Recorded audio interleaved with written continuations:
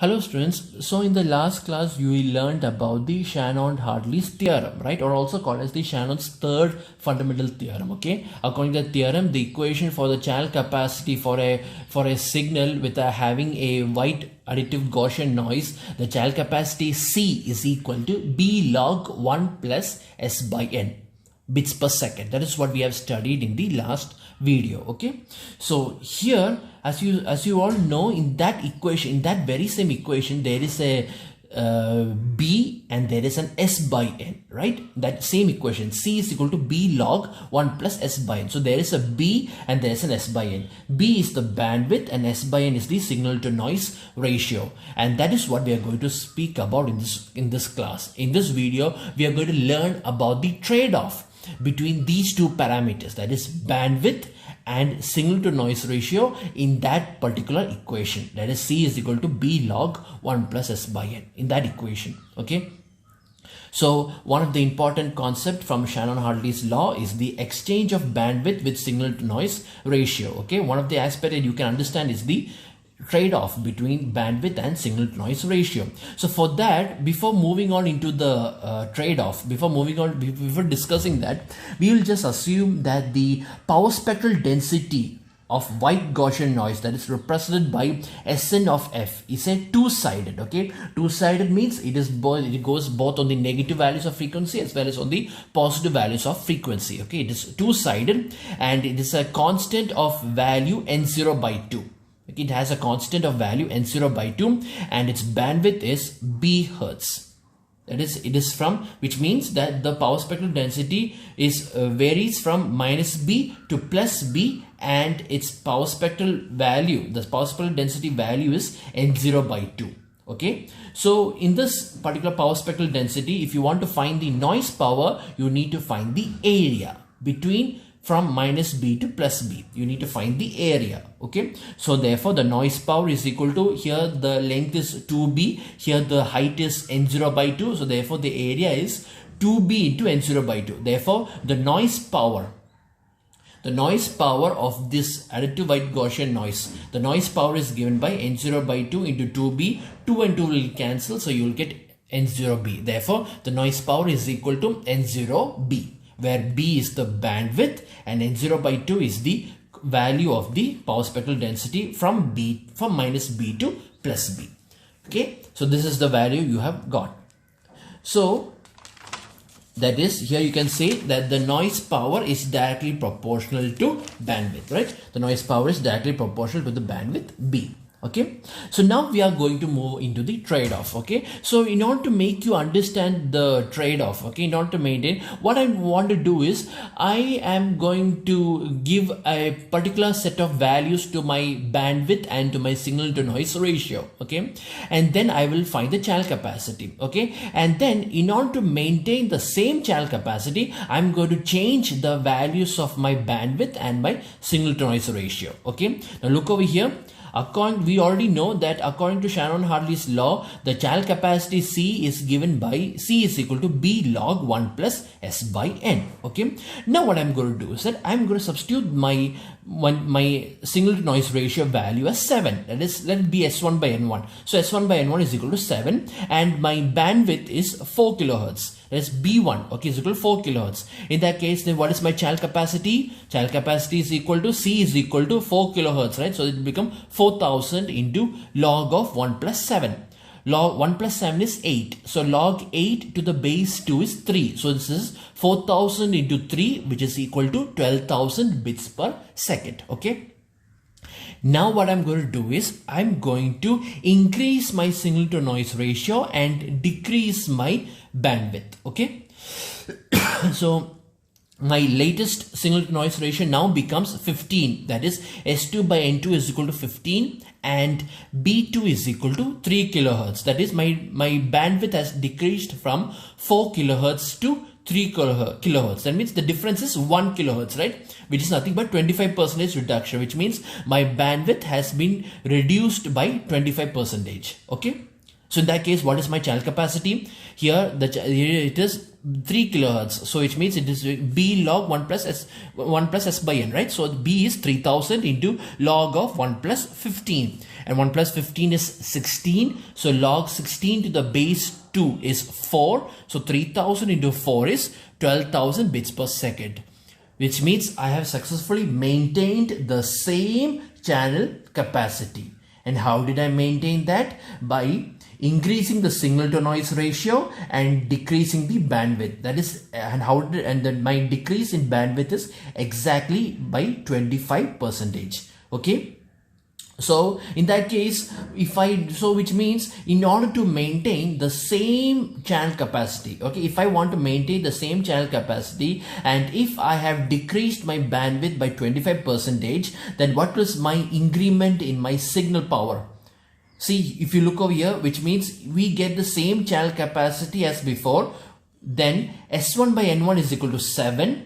And S2 by N2 is equal to 15. We already know that. So therefore, now I'm going to divide these two equations. So this will become S1 by N1 divided by S2 by N2 is equal to 7 by 15. Or in other case, S1 by N1 into, take the reciprocal of this, S1 by N1 into N2 by S2 is equal to 7 by 15. Okay, but I already told you that the noise power can be represented as N is equal to N0 into B. Right, the noise power is equal to N0 into B. Therefore, N1 is equal to N0 into B1 and N2 is equal to N0 into B2. Right.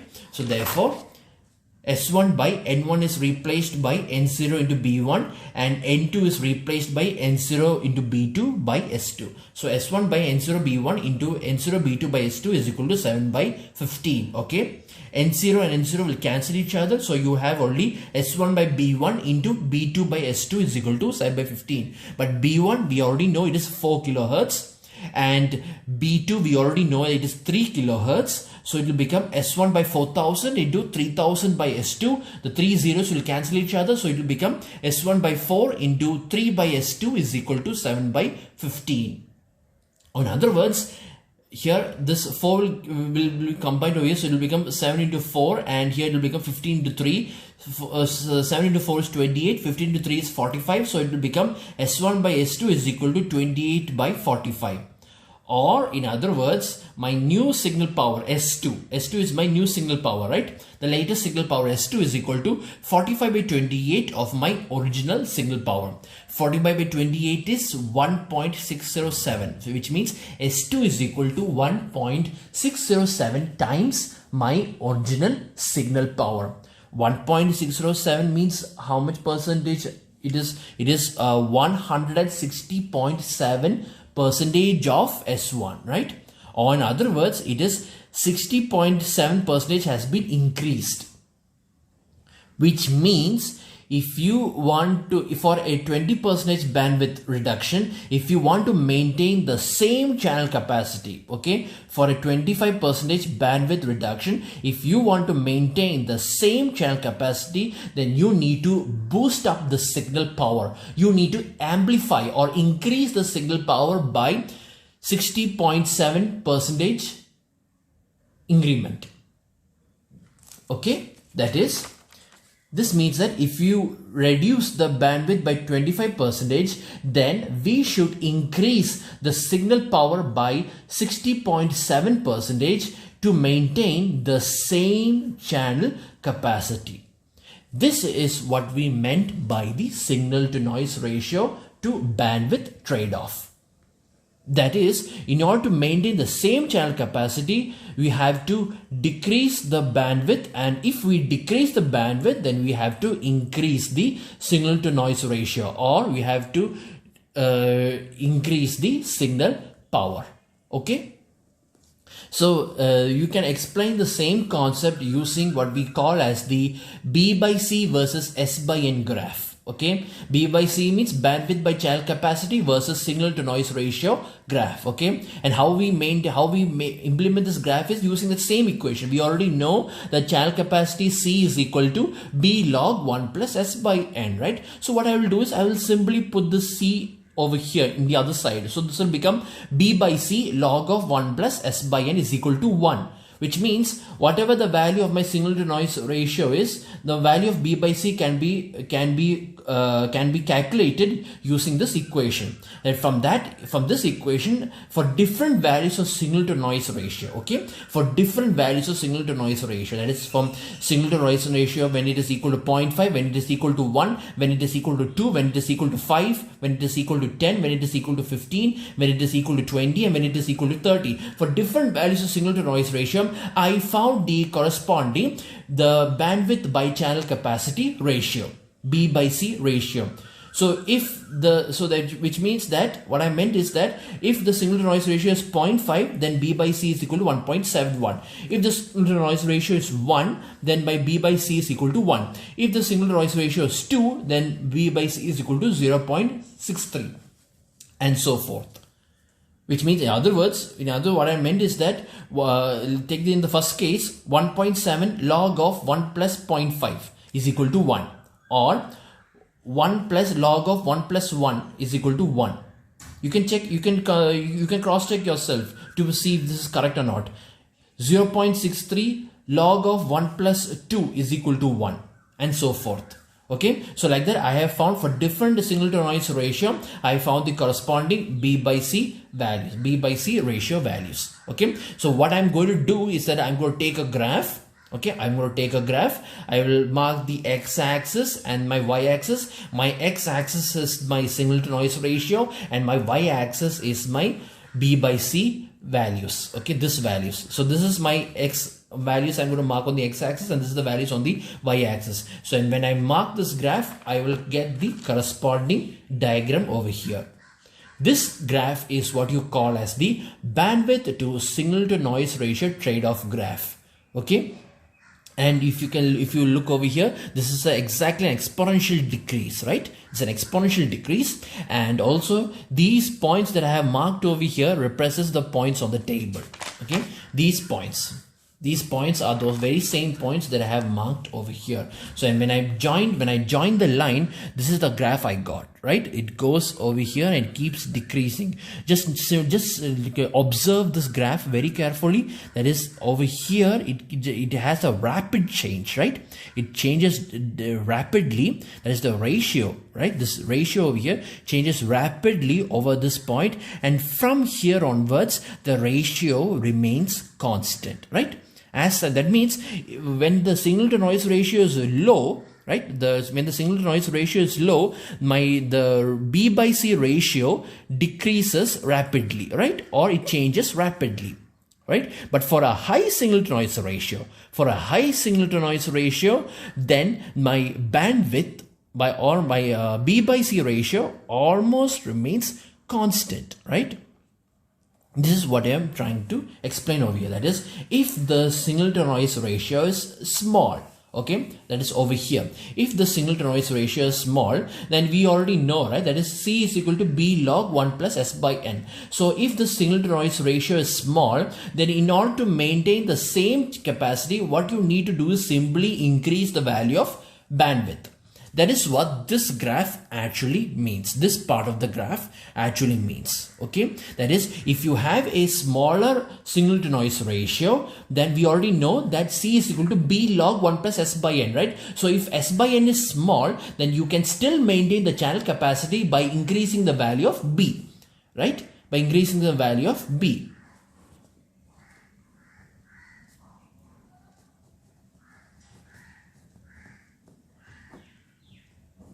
Right? That is, if this value is small, then in order to maintain the same value of channel capacity, all you need to do is simply increase the value of B. That is what this graph means. Okay, but if you look over here, okay, if you look over here, this ratio, this B by C ratio almost remains constant. Or in other words, just simply look at the values over here. See, look at these three cases. Over here, from here onwards, you can see from when the signal to noise ratio is from 10 and from 10 onwards, the values of B by C is almost equal, right? It's almost the same. There's not much difference. See here it is 0.289. This will become 0.25. This is 0.23 from 0.2, which means from here onwards, the value of B by C does not change. It is almost equal as the previous value, right? That means there is no change in the ratio, which means what it means is that if the signal to noise ratio is larger means if the signal to noise ratio is greater than 10. Okay, why I'm choosing the value of 10? Because if you look over here, or from 10 onwards, the value does not change rapidly, right? It's a constant value. That's why we just empirically choose the value of signal to noise ratio as 10. So from this graph, I can say that if the signal to noise ratio is having a value greater than 10, then you cannot change the channel capacity, or you cannot maintain the same channel capacity by simply changing the value of the bandwidth. That is what there is a problem with this equation. That is one of the trade-off in this equation. That is, the trade-off is successful, or the exchange between B and S by N is successful to maintain the channel capacity, the same channel capacity, as long as the signal to noise ratio is less than 10 or somewhere in this lower values. But when the signal to noise ratio is greater than 10, if the signal to noise ratio is somewhere over here, then you cannot simply maintain the same channel capacity by simply changing the value of B. Why? Because over here in this range, the ratio is somewhat constant, which means changing one of the values will result in changing the other value also. So which means you cannot maintain the same channel capacity over here. So if the signal to noise ratio is larger for S by N greater than 10, for example, S by N is greater than 10, then the exchange rate of bandwidth B with SNR is poor. Okay, it means the trade-off is the exchange rate, or the trade-off is successful or can be well maintained. You can maintain the same channel capacity when the signal to noise ratio is lower and when the bandwidth is higher, or B by C ratio is higher. But when the signal to noise ratio once crosses a particular value, that's approximately when it crosses 10, then the B by C ratio is constant, which means you cannot maintain the same channel capacity any longer by simply changing the value of your bandwidth B. That is what this equation actually tells us. Okay, using larger bandwidth for smaller signal to noise ratio is called coding upwards. Okay, larger bandwidth for smaller signal to noise ratio is called as coding upwards. Examples of coding upwards is the frequency modulation, phase modulation, and pulse code modulation systems. Okay, because in these cases larger bandwidths are used in order to get better signal to noise ratio. That is why. Okay, now using smaller bandwidth for larger signal to noise ratio is called coding downwards.